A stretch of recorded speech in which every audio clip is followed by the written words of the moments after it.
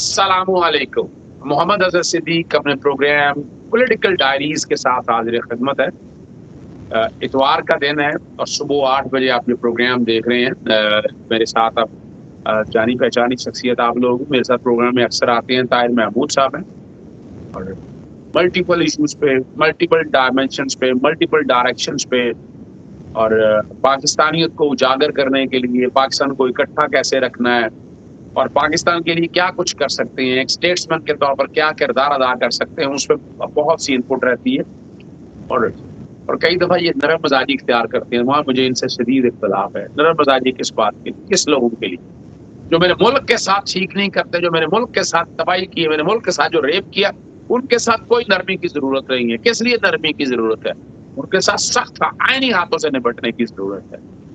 آج ہم پہلے گفتگو کا آغاز جو کریں گے، ابھی آج کل پتہ ہے آپ کو 5th جنریشن ہائبرڈ وار جو ہے بہت تیزی سے شروع ہو چکی اور اس میں پاکستانی فوج کے اگینسٹ، عدالتوں کے اگینسٹ، سیاسی جماعتوں کے اگینسٹ، اور وہ پورا ایک نقطہ نظر جو لبرل کلاس ہے وہ لے کر چل رہی ہے. طاہر صاحب آپ کیا سمجھتے ہیں بنیادی وجہ کیا ہے؟ اور یہ تو پاکستان کے خلاف ایک جنگ ہے، آپ کیا سمجھتے ہیں کس طرح روکا جا سکتا ہے یہ 5th جنریشن یا آنے والے دنوں میں 6th جنریشن جو ہائبرڈ وار ہے؟ بسم اللہ الرحمن الرحیم. السلام علیکم اظہر بھائی اور سامعین.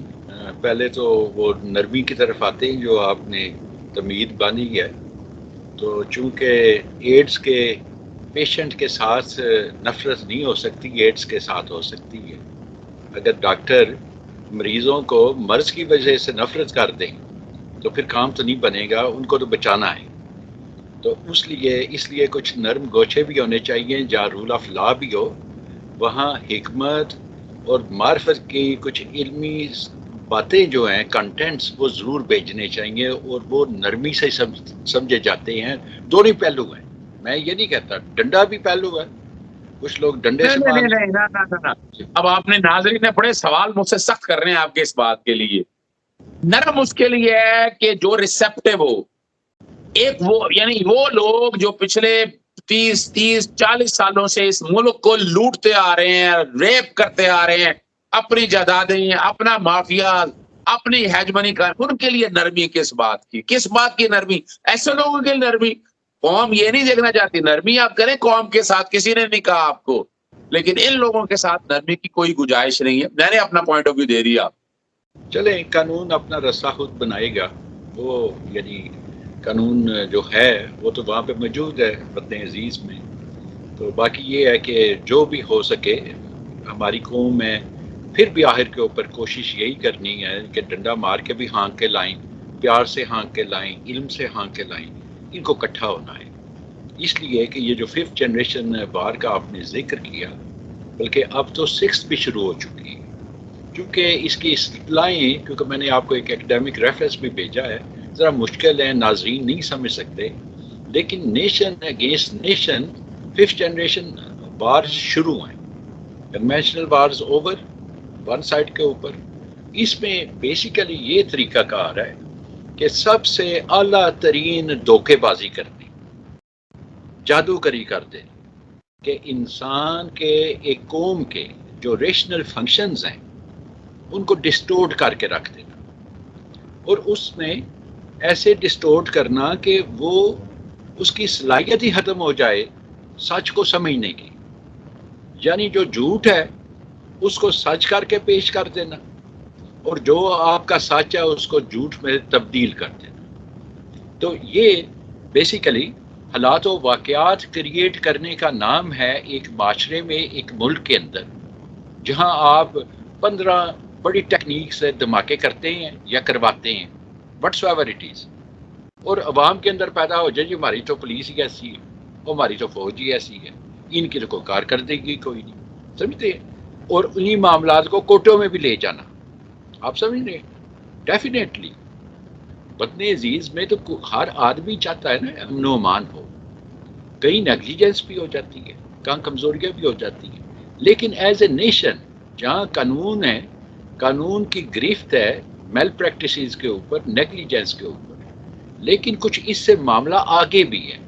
اور وہ اس لیے کہ 5th جنریشن ہائبرڈ وار کو سمجھنے کے لیے ہمارے تمام اداروں کو سمجھنا ہے، اور وہاں پہ جو آپ کی علمی سطح ہے اس کو نیکسٹ لیول تک لے کے آنا ہے، جہاں ڈاکٹرائن آف وزڈم شروع ہو، حکمت. پہلے ہم نظریہ ضرورت کے اوپر بیٹھے رہتے ہیں، ہم سمجھتے ہیں وہ حکمت ہے، وہ حکمت نہیں ہوتی. حکمت is the top level of the knowledge, جہاں علم و معرفت اپنے عروج کے اوپر سلوشن نکالتی ہے، اور ایسا نکالتی ہے جو لانگ ٹرم ہو. اس قوم کے اندر، جس کے اندر بڑے زرخیز ذہن ہیں، بڑے خوبصورت مائنڈز ہیں، سوچیں ہیں، ہمیں سب کو پتہ ہے ہمارے اندر ہر وقت یعنی 5 وقت اذان ہوتی ہے، ہمارے اندر ہر قسم کا معاملہ جو ریلیجن نے بتایا ہوا ہے اخلاقی قدروں کا وہ بھی ہے، لیکن آپ سوچیں کہ کام سارے اپوزٹ ہو رہے ہیں. تو یہ ایک اخلاقی جو ڈھانچہ بنا ہے اس کی بینکرپسی نہیں ہونے دینی ہم ٹو دا لاسٹ اینڈ. اگر وہ بینکرپٹ ہو گیا تو پھر آل از گان. ملک اکنامیکلی آگے پیچھے ہوتا ہے، قومیں صبر سے تحمل سے اپنا وقت نکال لیتی، لیکن جب اخلاقی قدریں بھی ختم ہو جائیں تو پھر افراتفری کا نام ہے. اور یہ 5th جنریشن وار ڈائریکٹلی آپ کی اخلاقی قدروں کو توڑنے کا بھی نام. اس میں ہر انسٹیٹیوشن کو دوسرے انسٹیٹیوشن کے اگینسٹ لانا ہے، ہر پولیٹیکل پارٹی کو الگ الگ بریڈ فراہم کرنی ہے، اور سب کو اپنی ایک ڈیزائر گول کے اوپر لا کر لڑوا دینا ہے. یہ بھی ہے افراتفری پہ جائے، افراتفری پڑ جائے اس ملک میں، اسٹیبلٹی فارغ ہو جائے. تو یہ اب قوم کے اندر اویئرنیس ہونی چاہیے، اور قرآن مجید نے بھی اس کا سلوشن بھی بتا دیا، اور اس کی کاز ایفیکٹ تھیری چلتی ہے. کہیں پہ کاز ایک چیپٹر میں بتائی جاتی ہے، کیونکہ ہماری جو کتاب ہے اللہ کے فضل سے، اس کے کرم سے، اور نبی پاک کی یہ آپ کہہ لیں کہ رحمت سے، بلیسنگ سے، یہ اتنی خوبصورت سائنٹیفک بک ہے کہ میں پریشان ہو جاتا ہوں. کاگنیشن ہیومن جو ہے، ہیومن نفسیات کے اندر ڈیزاسٹر کریٹ کرنا، اس کے منطقی انداز کو خراب کرنا، یہ 5th جنریشن ہائیبرڈ وار کا. اور پیرلل اس کے خدا بتا رہا ہے کہ وہ جو دھاگے باندھتی ہیں، پناہ مانگتے ہیں دھاگے باندھنے والیوں سے. جادو کی بات ہو رہی ہے، تو دس از پیرلل ٹو جادو. وہ جادو تو پھر ڈیٹیکٹ ہو جاتا ہے، کہ 5th ہائیبرڈ وار کا جادو ڈیٹیکٹ ہی نہیں ہوتا.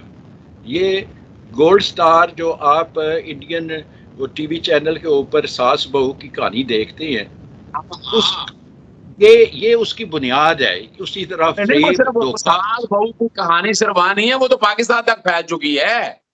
وہ تو دیکھتے رہے ہیں جنہوں نے دیکھنا، تو پھر ان کے گھر پھیلنی ہے نا جی. They learn, people learn. تو اسی لیے انہی چینل کو دیکھا جائے جہاں اچھی باتیں ہوں، اور جہاں ایک فیملی یونٹ کو بہتر انداز سے چلایا جا سکے، جہاں اخلاقی قدریں ہوں، چاہے وہ کوئی بھی چینل ہو. میں یہ بھی نہیں کرتا، میں ڈسکریمنیٹ نہیں کرتا، لیکن ڈسکریمنیٹ کرتا ہوں کہ جب اخلاقی یا مورل ویلیوز جہاں پہ ڈاؤن ہوں، ان چیزوں کو طے شدہ پیچھے باتیں کریں. ہیں نا، وہ ہاں تو جی. طے. تو اب عرض ایسا کرنے کا ایک منٹ مقصد ذرا، یہ ہے جی ایک منٹ، آپ اندھیرے نے کے ایک ساتھ چیپٹر، جی آپ نے بات کو چھیڑ دی ہے. جس دنوں آپ کو پتا ہے یہاں گلے ملنا اور اس طرح کے سین ہمارے چینلز پہ چلے، تو پیمرا نے ایک ڈائریکٹو ایشو کیا. وہ جو سو کالڈ لبرل ہے، وہی جو کلاس جن کا آپ ذکر کرتے ہیں، ان کو مرچیں لگ گیا. وہ کہتے ہیں مادر پدر آزادی یا ننگا دکھا دیں. میرا ایک جانے والا ہے، وہ لامز یونیورسٹی گیا، تو وہاں وہ لڑکیوں کو منی سکرٹ کی وہ سٹائل پہنے دیکھ کر وہ اتنا ڈسٹرب ہوا. وہ کہتا ہے میں یورپ سے آیا ہوں، میں تو حیران ہو گیا ہوں. جو آپ بات کر رہے ہیں وہ تو ہمارے گھروں تک بات پہنچ چکی ہے، وہ تو بات آگ وہاں تک لگ چکی ہے، اور اس میں کوئی سیریس نہیں لے رہا. اور سیاسی جماعتیں ساری جو ہے نا، وہ سمجھ رہی ہیں اس کلاس کے ساتھ چلنا ہے، یعنی اس میں اخلاقی اقدار ختم ہو گئی ہیں. لگتا ہے ان کے گھروں میں بھی یہی حال ہے. اور ہم آپ نہیں سمجھتے کہ اس کی بنیادی وجہ یہ ہے کہ پیسے کی روانی بہت ہو گئی ہے، کہ کرپشن، یعنی شریف خاندان، زرداری خاندان، ان کے پاس اتنا نوٹ ہو گیا ہے. جب وہ اتنا نوٹ ہے، سمجھ نہیں آتا کہاں خرچ کیا جائے، تو اس طرح کے اللے تللے عیاشیوں میں یہ خرچ ہوتا ہے.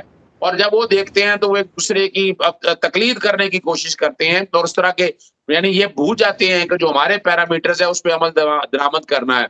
تو آپ نہیں سمجھتے کہ جو کہ آپ کا سبجیکٹ ہے، یہ ریڈیکلائزیشن، ہم یہ سارا دیکھتے ہیں، جو ایکسٹریمزم کی بات نہیں کر رہا، لیکن اگر ہم یہاں کہ اس طرح سے ناجائز پیسے کی فراوانی روک لیں, یہ کرپشن اس طرح کا روک لیں, تو اس کا اثر نہیں پڑے گا اس پہ, یہ شریف خاندان اور یہ مافیا سے ہمیں جان نہیں چھوٹے گی؟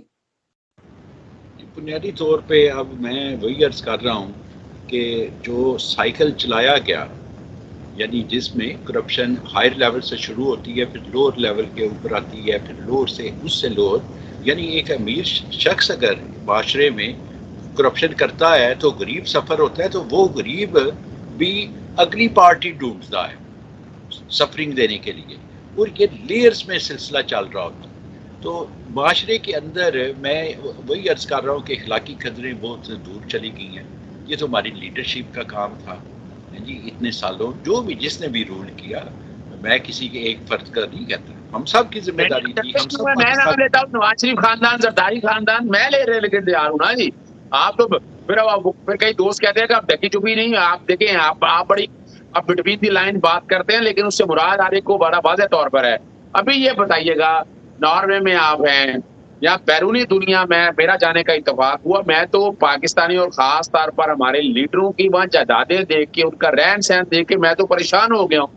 ناجائز طریقے سے تو یہ بنا, جائز طریقے سے تو بنا نہیں ہے, ناجائز طریقے سے یہ بنا ہوا ہے.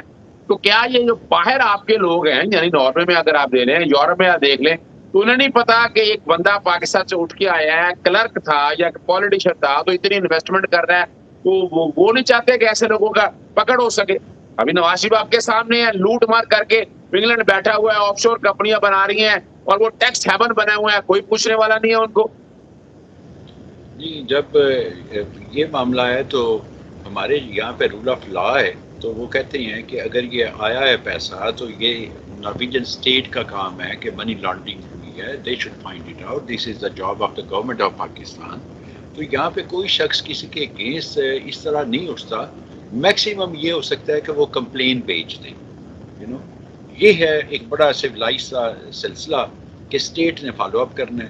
تو اب ہر آدمی کے اندر اتنی ہمت تو نہیں ہے کہ وہ اٹھ کے متقال گالے مفت میں, سمجھتے ہیں. دیکھیں یہ کہ جو بھی نظام موجود ہیں, the state of Pakistan, the state of Norway یا اسٹیٹ آف یو کے, تو یہ اسٹیٹ لیول کے اوپر معاملات ہوتے ہیں. ان کے اکنامک کرائم کے, یعنی پولیس ہے, بڑے سیلز ہیں, اور اینٹی کرپشن کے ہیں, پھر یوروپول ہے, یورو پولیس. سلسلے جب شروع ہوتے ہیں انٹرپول کے علاوہ بہت کچھ لمبے, یعنی ایک نیٹ ورکنگ ہے لا انفورسمنٹ کی, اس لیے تو انہوں نے سنبھالا ہوا ہے ہر چیز کو, ورنہ یہاں پہ بھی جنگل بنا ہو. لیکن اب یہ چیزیں ہیں کہ جو اکنامکس معاملات ہیں, کورٹ آف لا نے کیا کہا پاکستان کی, ایک اسٹیٹ نے کیسے اس کو پروسیڈ کیا, اگلی اسٹیٹ نے کیسے اس کو آنر کیا, کون کون سی جورسڈکشنز ہیں, کہاں کہاں پہ میوچل ایگریمنٹس ہیں, یہ بڑے کویسچنز ہیں.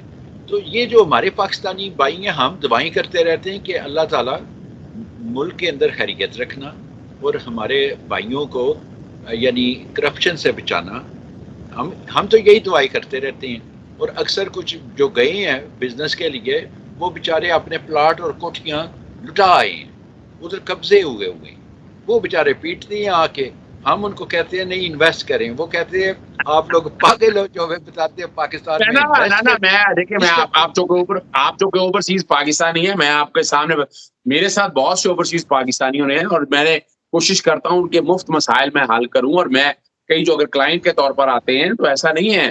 لیکن آپ نے جو باتیں کی, اور اس کے لیے ہم بڑی کوشش کر رہے ہیں, اس کے لیے بڑے لیول کے اوپر ایک NGO باقاعدہ ہم اسٹیبلش کر رہے ہیں, اور جب کوشش کریں گے یہ جتنے مسائل ہیں اس کو قومی لیول کے اوپر, ہائر لیول کے اوپر, قومی حکومتوں کے ساتھ, صوبائی حکومت کے ساتھ, فیڈرل لیول پہ, پروونشل لیول پہ ہم سارے معاملات لے کر چلیں. یہ دکھتے ہیں اپنی جگہ پر موجود ہیں. آخر میں آپ صرف یہ بتائیے گا کہ یہ ان سب لوگوں کو اس بات پہ کہ یہ اسٹیٹس مین بن جائیں, ہمیں کیا کرنا چاہیے؟ یہ تو وہ کہتے ہیں کہ میری دعا سے تیری قضا بدل نہیں سکتی, میری دعا ہے کہ تو خود ہی بدل جائے. تو اب تو واقعات جو ہم دیکھ رہے ہیں, ملک کس لیول کے اوپر پہنچ چکا ہے. 80 بلین جی ڈالرز ہمارا قرضہ ہے, ہمارے جنازے بھی نہیں لال رہے اس قوم کے, جس میں بھی شامل ہوں پارٹ. اب عرض کرنے کا مقصد یہ ہے کہ کب ہم نے تبدیل ہونا. میں تو کہتا ہوں کہ میں پاکستان آؤں, ایک کانفرنس رکھوں, اور تمام جو ہمارے ایکسپرٹس ہیں, وزیر خزانہ پہلے بھی, نئے بھی, اور جو ٹی وی کے اوپر بیٹھ کے ہمارے بھائی بڑے اچھے طریقے سے بتا رہے ہوتے ہیں گورنمنٹ یہ غلط کر رہی ہے اور دوسرا کہہ رہا ہے نہیں وہ صحیح کر رہی ہے. میرا یہ یعنی بڑی یہ خواہش ہے کہ جلد سے جلد ایک کانفرنس ہو کہ 80 بلین ادا کیسے کرنا ہے، اس کا میتھڈ ہمیں بتائیں. ہمیں دیکھیں ہم نے جو قرضے لیے تھے نا ای ایم ایف کے، وہ یہ لیے تھے شارٹ ٹرم سولوشن ہے، لینے ہے اور دینا ہے. وہ بات سنیں ہمیں لانگ ٹرم چاہیے، ہمیں بکس والی تھیوریٹیکل وہ کنٹینٹس نہیں چاہیے اس وقت. We need solution. سولوشن کو کریٹ کیا جاتا ہے، انٹیلیجنٹ لوگ کریٹ کرتے ہیں. 80 بلین کا ہمارے اوپر قرضہ ہے، جو ٹیکس آتا ہے ہم وہ پے کرتے ہیں، اور ملک کا ڈیولپمنٹ ہم نے کیا کرنی ہے. اوپر سے پھر ایک یہ بھی 5th جنریشن کا حصہ ہے کہ لوگ شروع ہو جائیں جی بجٹ کم کریں، اور بجٹ کی ڈائریکشن کہیں اور لے جاتے ہیں کہ جہاں پہ سیکیورٹی اس ملک کی بھی ختم ہو جائے. تو خدا کے لیے کوئی عقل کے کچھ وہ عقل سے سوچے، حکمت سے سوچے. اب ناخن بھی نہیں نہ رہے یہ قوم، تو ہمارے تو بال بھی اب اڑ گئی ہیں سوچ سوچ کے کہ اب ناخن لگتے ہیں. ہیں جی چلے چلے چلے چلے چلے چلے بہت شکریہ طاہر محمود صاحب. اجازت چاہیں گے اوورسیز پاکستانیوں کے لیے میرا پلیٹ فارم کھلا ہے. طاہر صاحب ڈفرینٹ ٹاپکس پہ ملٹیپل ایشوز پہ بات کرتے ہیں. باقی دوست آپ بھی جو یعنی ذرا اس طرح کی گفتگو کرنا چاہیں تو یہ پلیٹ فارم کھلا ہے تاکہ ہم چیزوں کو پاکستان بنا سکیں، اسٹیٹسمن کے طور پر عمل کر سکیں اور اس ملک کی سمت کا بہترین ٹائم کر سکیں. اور یہ جو کرپٹ مافیا ہے جنہوں نے اس ملک کو تباہ کیا ہے، جو ان کے ایجنڈے جن کی تاریں باہر کی ایجنسیوں اور ان لوگوں کو ہلاتے ہیں، ان کو رائے راست پر لا سکے. اجازت چاہوں گا. السلام علیکم. اللہ حافظ. پاکستان زندہ باد.